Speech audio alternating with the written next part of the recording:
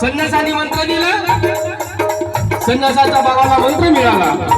मंत्र मिळाल्याच्या नंतर बाबांनी एका परमेश्वराची प्राप्ती केली आणि परमेश्वराच्या प्राप्ती केल्यानंतर झाले सुखी सेवक, झाले सुखी सेवक, झाले सुखी सेवक.